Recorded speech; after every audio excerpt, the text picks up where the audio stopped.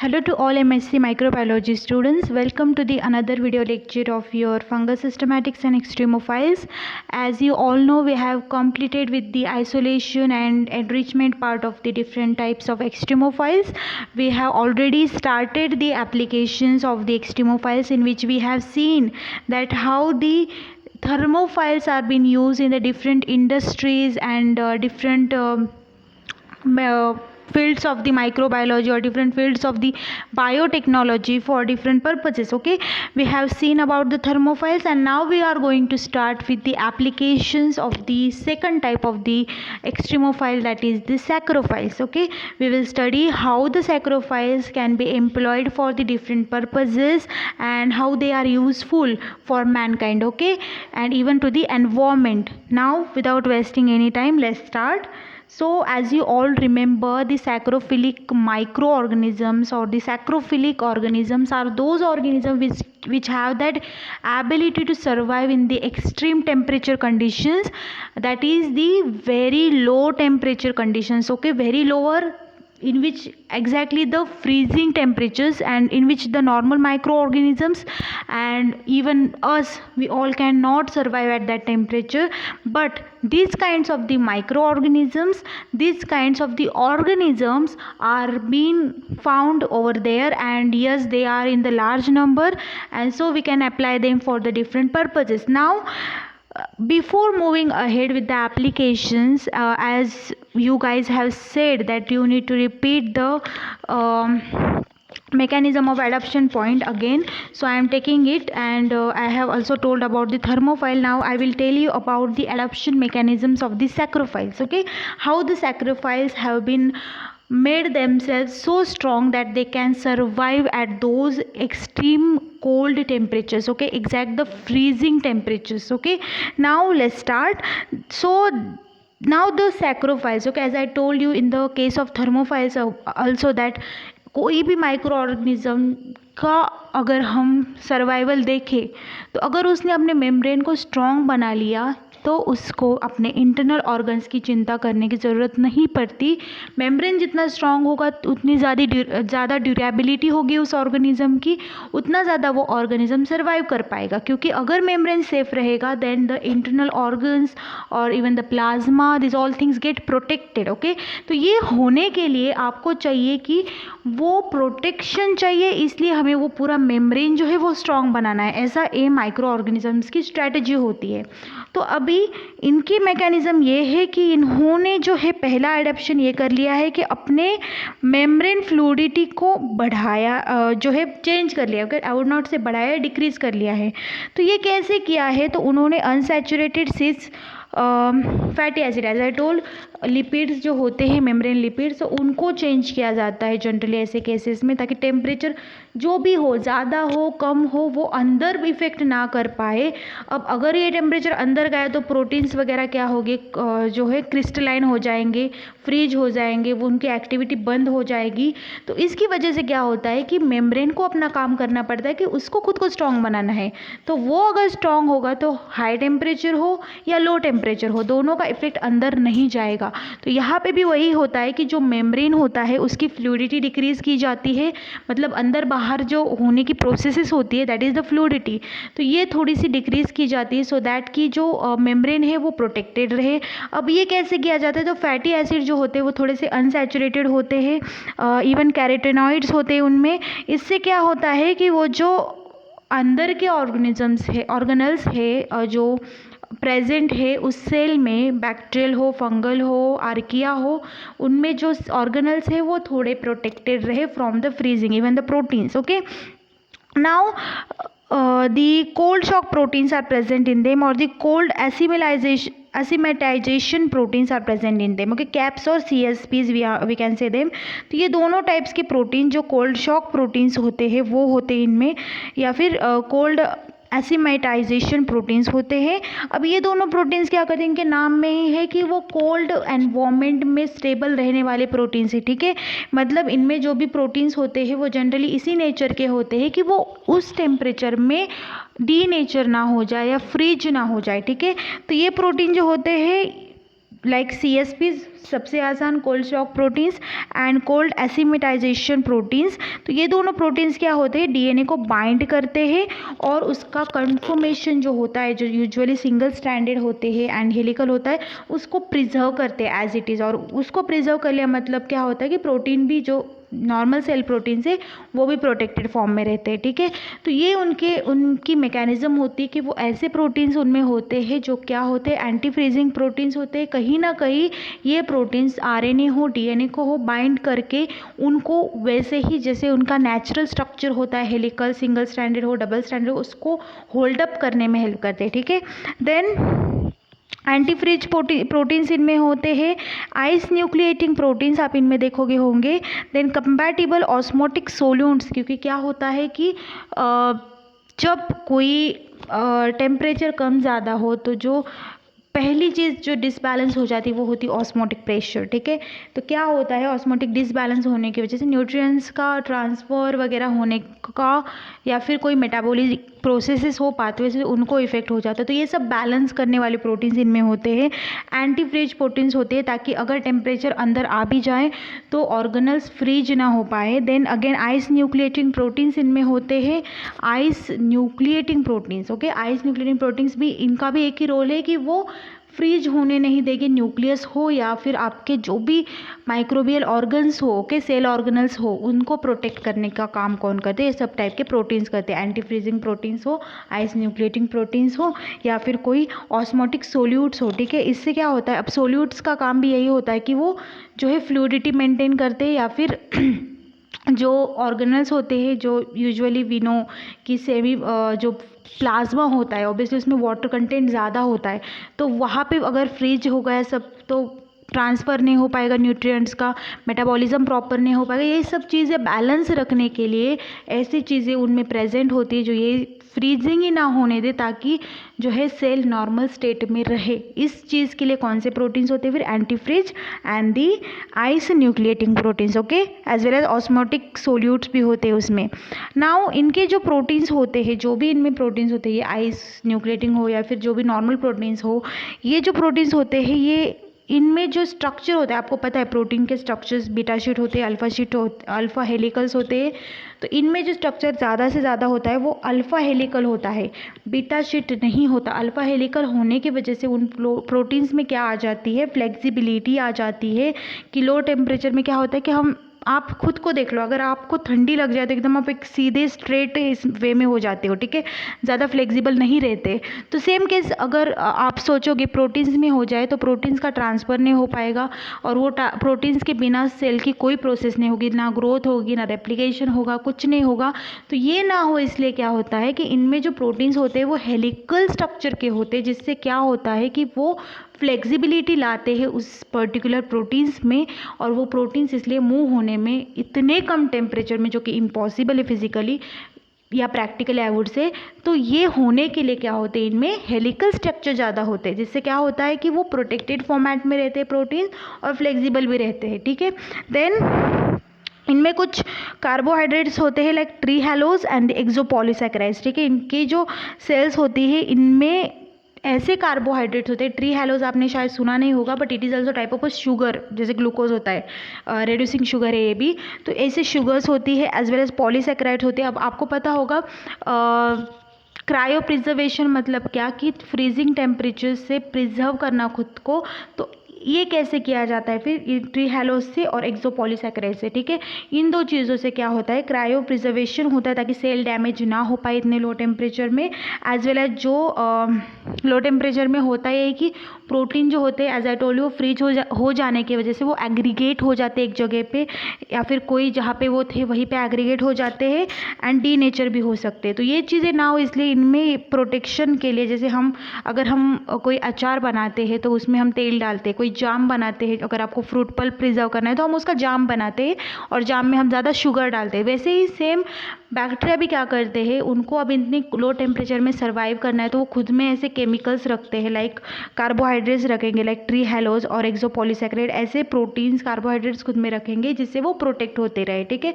Cryo preservation का काम करे, मतलब इतने लो टेम्परेचर में उनको बचाने का काम करे, तो ऐसे उनमें कार्बोहाइड्रेट्स होते हैं, ठीक है। तो ये सब चीज़ें मैटर करती in the case of the this psychrophiles. Okay, तो ये सब चीज़ें मैटर करती है। नाउ अब ये हुई बात तो उनके जैसे हमने डिस्कस किया उनके मैकेनिज़म्स के बारे में, एडाप्शंस के बारे में, ठीक है। अब दूसरी चीज़ जो हमें आज स्टडी करनी है that is the application of the psychrophile, जो मेजर पार्ट है आपके सिलेबस का कि एप्लीकेशंस क्या है। ये जो सैक्रोफाइल्स है जो इतने कम टेम्परेचर में सर्वाइव करते हैं, इतने एक्सट्रीम टेम्परेचर्स पे सर्वाइव करते हैं, ऐसे माइक्रो ऑर्गेनिज्म का हमें क्या फ़ायदा है, ठीक है।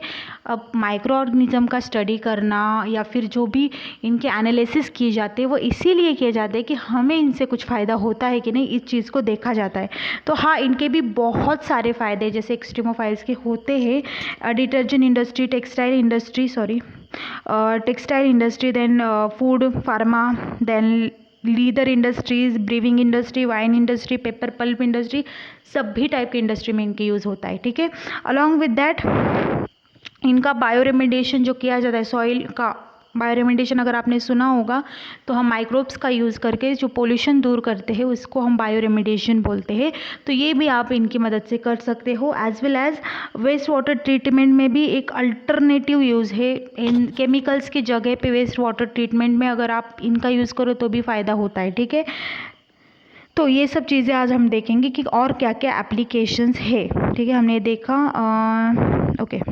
तो एप्लीकेशंस अगर इनकी बात करें हम लोग तो कुछ बहुत इंटरेस्टिंग ऐसे एप्लीकेशंस है इनके, हर टाइप के इंडस्ट्री में एप्लीकेशंस है जो आज हम देखेंगे, ठीक है।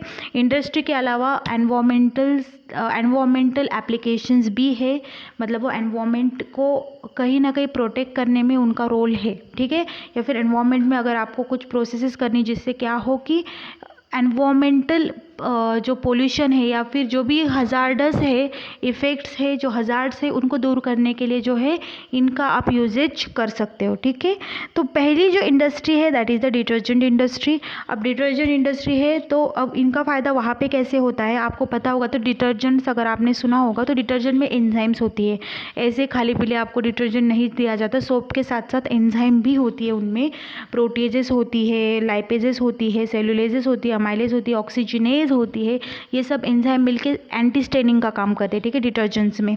तो ये डिटर्जेंट जो होती है, अब अगर कोई कपड़ा है, ठीक है, वो थोड़ा सेंसिटिव है, वो हाई टेम्परेचर पे आप लोग वॉश नहीं कर पाते क्योंकि उसका कलर चला जाएगा या फिर उस पर कुछ रिएक्शन हो सकता है। तो ये ना हो इसलिए आप सपोज़ बहुत कोल्ड टेम्परेचर में वॉशिंग करें, और कोल्ड टेम्परेचर में वॉशिंग करोगे तो ये एंजाइम इतना ज़्यादा एक्टिव नहीं रहेगी। जो नॉर्मल एंजाइम होती है उनको ऑप्टिमम टेम्परेचर चाहिए होता है, वो ज़्यादा लो टेम्परेचर या ज़्यादा हाई टेम्परेचर पे एक्टिव नहीं रहती। तो ऐसे डिटर्जेंट्स में आपको एंजाइम्स डालनी है जो इतने कम टेम्परेचर में कोल्ड वॉशिंग में हेल्प हो सके उनकी। तो इस चीज़ के लिए आप यूज़ कर सकते हो सैक्रोफाइल से आप लोग आइसोलेट करो ये एंजाइम, तो वो एंजाइम थोड़े से कम टेम्परेचर में सर्वाइव करने वाली होगी, and that's how we are going to use them in the detergents also, ठीक है। इसके अलावा जो सेकंड एप्लीकेशन है सैक्रोफाइल्स का वो है फूड इंडस्ट्री में।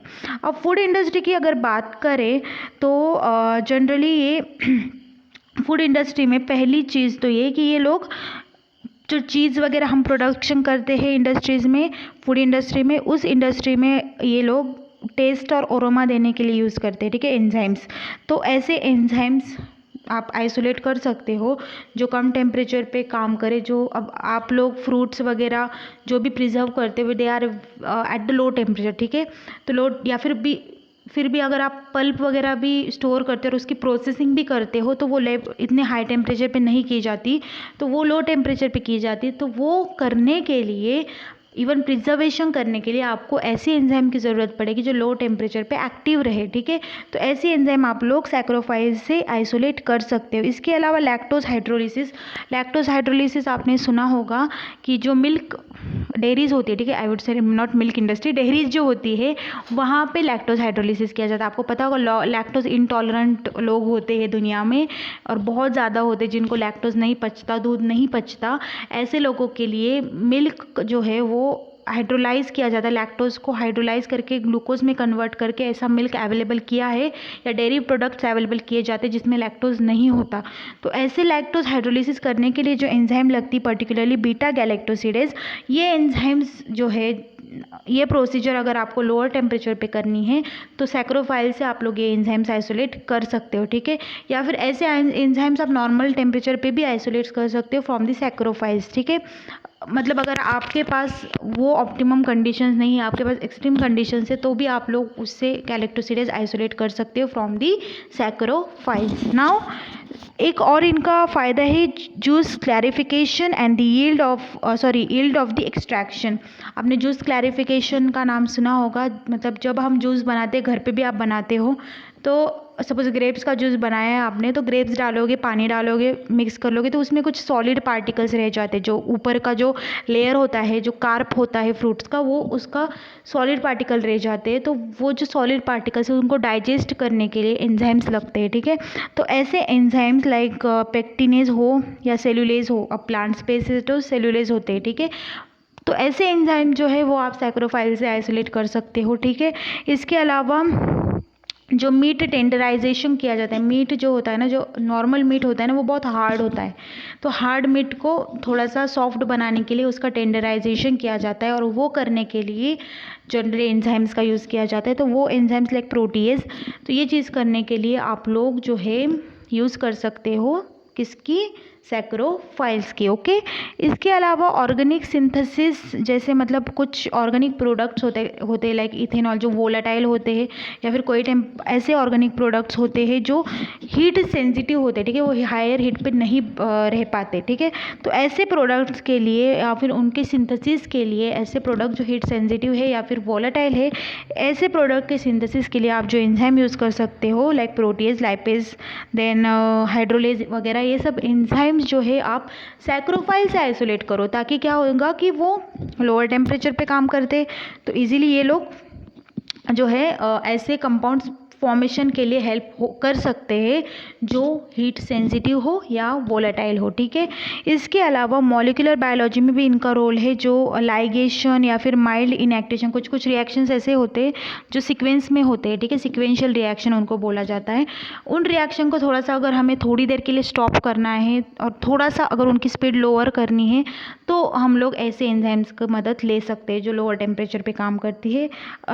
Then along with that ligation के टाइम पे भी आपको थोड़ा लो टेम्परेचर लगता है, तो वो टेम्परेचर पे आपको ऐसे एंजाइम्स लगेगी जो लो टेम्परेचर पे काम करती है, तो वो एंजाइम्स भी आप सैक्रोफाइल से आइसोलेट कर सकते हो, ठीक है। इसके अलावा टेक्सटाइल इंडस्ट्री में भी इनका रोल है कि टेक्सटाइल जो होती है like as I told you, जहाँ पे कपड़ा बनता है, ठीक है, उन इंडस्ट्री में आप लोग सपोज आपको क्या करना है, आपको जो है माइल्ड हीट टेम्परेचर या फिर माइल्ड हीटिंग करके कुछ ट्रीटमेंट्स करनी है, या फिर स्टोन वॉशिंग करना है फैब्रिक्स का, या फिर कोई भी प्रोसेसेस करनी है जो आपको थोड़े से माइल्ड टेम्परेचर पे करनी है, लो टेम्परेचर पे करनी है। ऐसे प्रोसेस करने के लिए सपोज आपको माइलेज लगता है, लैकेज लगता है, सेलुलेज लगता है, मतलब जो कपड़ा बनाया जाता है, ठीक है, वो आप ऑब्वियसली कॉटन से बनाया जाता है, वूल से बनाया जाता है, तो उनका जो प्रोसेसिंग किया जाता है वो अगर लो टेम्परेचर पे आपको करना है या फिर एफिशिएंटली करना है, तो आप लोग ऐसी एंजाइम्स यूज़ कर सकते हो जो ऐसे टेम्परेचर्स पे काम करे, और वो enzymes you can isolate from what, again the type of the psychrophiles, okay. जो भी आपको प्रोसेसेस करनी होती है इंडस्ट्री में, जो लोअर टेम्परेचर पे करनी होती है, वो प्रोसेसेस के लिए you need psychrophiles, okay. Now this psychrophiles, इनका एनवायरनमेंट में भी रोल है, जैसे मैंने थर्मोफाइल्स का भी बताया था, सेम इनका भी जो है बायोरेमिडिएशन में रोल है, सॉइल के बायोरेमिडिएशन में मैंने आपको बताया था, एज वेल एज इनका रोल है इन दी हाइड्रोकार्बन बायो रेमिडिएशन, ओके। मतलब जैसे मैंने आपको बताया था कि जो CO2 है उसका सिक्विस्ट्रेशन करके उसका कन्वर्जन इन द बायोफ्यूल कर सकते हैं, या फिर कुछ हाइड्रोकार्बन या बायोगैस प्रोडक्शन आप लोग कर सकते हो। तो ये करने के लिए कुछ एंजाइम्स आप यूज़ करते हो, जो एंजाइम हम लोग सैक्रोफाइल से भी आइसोलेट कर सकते हैं, ठीक है, हम उनसे आइसोलेट कर सकते हैं। ऐसा नहीं कि सैक्रोफाइल से मतलब हर एंजाइम लोअर टेम्परेचर वाली ही उनसे आइसोलेट होगी, नहीं, ऐसी चीज़ नहीं है। सैक्रोफाइल्स का कल्टीवेशन जो होता है ना, मतलब कभी कभी क्या होता है कि वो लोग इतने एक्सट्रीम कंडीशंस में सर्वाइव करते हैं ना कि उनकी एंजाइम जो होती है ना वो बहुत स्ट्रांग होती है और उनकी एक्टिविटी बहुत हाई होती है एज़ कम्पेयर टू जो हमारे नॉर्मल एंजाइम्स होती है, ठीक है। तो होता क्या है कि ऐसे मैं सैक्रोफाइल्स की बात नहीं कर रही हूँ, सब भी जो है एक्सट्रीमोफाइल्स की बात कर रही हूँ। वो एक्सट्रीमोफाइल्स इतने एक्सट्रीम कंडीशंस में, अब आप ही सोचो, आपको अगर हार्ट सिचुएशन में रखा जाएगा किसी, तो आप धीरे धीरे उस चीज़ के लिए रेजिस्टेंट बन पाओगे और उभर के आओगे और थोड़े पॉलिश होके आओगे। सेम केस इनके साथ भी होता है, एक्सट्रीमोफाइल्स के साथ भी, कि उनको इतना हार्ड कंडीशंस में सर्वाइव करना पड़ता है कि वो लोग इतने हार्ड हो जाते हैं कि उनके जो भी प्रोडक्ट्स है वो बहुत स्टेबल होते हैं, उनको फ्लक्चुएशन से ज़्यादा फ़र्क नहीं पड़ता, एज वेल एज वो स्ट्रॉन्ग होते हैं, उनकी एक्टिविटी नॉर्मल से थोड़ी सी अच्छी होती है। तो इसलिए जो भी आप एंजाइम्स उनसे ले रहे हो या फिर जो भी प्रोडक्ट्स आप ले रहे हो, तो ये सब प्रोडक्ट जो है हाईली स्टेबल होते हैं, ठीक है, एज वेल एज उनकी एक्टिविटी नॉर्मल से ज़्यादा होती है। इसलिए हम लोग सैक्रोफाइल्स या फिर हेलोफाइल्स आपको जो भी एप्लीकेशन बताते आते हैं आप लिख सकते हो, लेकिन उसका एडवांटेज यही है कि वो जो भी प्रोडक्ट आप लेते हो वो ज़्यादा स्टेबल होता है, ज़्यादा स्ट्रॉन्ग होता है, ज़्यादा एक्टिव होता है as compare to the normal ones. Okay, तो ये सब चीज़ें आपको याद रखनी है। नाउ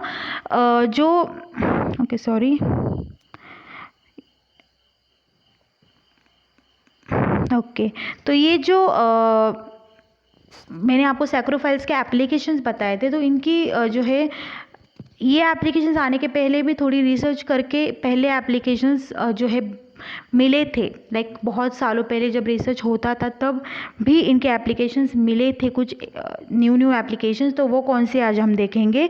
जो सैक्रोफाइल्स होते हैं उनमें कुछ अमाइनो एसिड्स होते हैं, कुछ प्रोटीन्स होते हैं, उनमें रिजिडिटी ज़्यादा होती है, ठीक है। मैंने आपको बताया भी कि वो खुद में स्ट्रक्चरल चेंजेस लाते हैं जिससे फ्लेक्सिबिलिटी, उनकी रिजिडिटी बढ़ जाती है, जिससे क्या होता है वो और ज़्यादा एक्टिविटी दिखाते हैं, एंड वो प्रोटीन्स भी हम इनसे आइसोलेट कर सकते हैं, ठीक है। इसके अलावा ये बायोरेमिडिएशन में भी यूज़ होते हैं, like one example is given कोवेलियम सैक्रे आर्किया। ओके, ये जो है ये भी यूज़ किया जा सकता है फॉर द बायोरेमिडिएशन पर्पसेस, ठीक है। अब इनसे कुछ ऐसे प्रोडक्ट्स भी आइसोलेट किए जाते हैं जिससे क्या होता है कि अब अगर कोई एक्सट्रीमोफाइल हाई टेम्परेचर पे सर्वाइव कर रहा है तो वो हाई प्रेशर पे भी कर रहा है। ऐसा नहीं है कि वो एक ही कंडीशन में सर्वाइव करता है, कभी कभी वो एक दो तीन एक्सट्रीम कंडीशंस में एक साथ सर्वाइव कर लेता है। ऐसे एक्सट्रीमोफाइल से भी आप कुछ इंटरेस्टिंग प्रोडक्ट आइसोलेट कर सकते हो, ठीक है, लाइक सम PHS, ओके, और या फिर कोई एंटीबायोटिक्स या फिर कोई प्रोटीन्स जो क्या होते हैं, हाईली स्टेबल होते हैं। इसके अलावा जो है बहुत सारे इनमें एंजाइम्स होते हैं, प्रोटीन्स होते हैं जो नॉर्मल से थोड़े से हटके होते हैं या फिर नॉर्मल से थोड़े से अलग होते हैं, ओके। इवन ये जो लिपिड्स इनसे आइसोलेट किए जा सकते हैं, लिपिड्स या फिर लाइपोसोम्स इनसे बनाए जा सकते हैं। आपने ड्रग डिलीवरी स्टडी किया होगा तो आपको पता होगा जो ड्रग डिलीवरी की जाती है particularly in the cancer patients और ट्यूमर पेशेंट्स, तो वहाँ पे जो ड्रग डिलीवरी की जाती है वो और ज़्यादा अच्छे से हो, तो वो ड्रग को ना लाइपोसोम में जो है स्टोर करके लाइपोसोम इंजेक्ट किया जाता है। फिर वैक्सीन अगर और इफेक्टिवली देनी है तो लाइपोसोम में वो वैक्सीन जो है वो स्टोर करके हमारे बॉडी में इंजेक्ट की जाती है। तो ये इससे क्या होता है कि हमारी बॉडी उसको एज ए एंटीजन नहीं लेती और इजीली वो अपने टारगेट साइड पे चले जाते हैं, ठीक है। तो ये होने के लिए ऐसे लिपिड्स लगते हैं, ऐसे लाइपोसोम्स लगते हैं, तो वो भी आप इन सैक्रोफाइल से आइसोलेट कर सकते हो। So these are some applications of the psychrophiles. Generally enzymes और प्रोटीन्स, यही दो चीज़ें होती है जो ज़्यादा से ज़्यादा हम लोग एक्सट्रीमोफाइल से आइसोलेट करते हैं, और एंजाइम्स प्रोटीन इनका बहुत बड़ा रोल है हमारे इंडस्ट्रियल फील्ड्स में, ठीक है। तो इसलिए आप लोगों को याद दो चीज़ें रखनी कि एक तो प्रोटीन्स, एंजाइम्स, ठीक है, ये दोनों चीज़ें ईजिली आइसोलेट की जाती है from the different type of extremophile जो ज़्यादा स्टेबल होते हैं, ज़्यादा एक्टिव होते हैं, ठीक है। I hope you understood this lecture, and in the next lecture we will study the one more type of the extremophilic application. Okay, so take care, and yes, keep watching the lectures, and if you have any doubt and any query related to any point, please contact with me. Okay, thank you.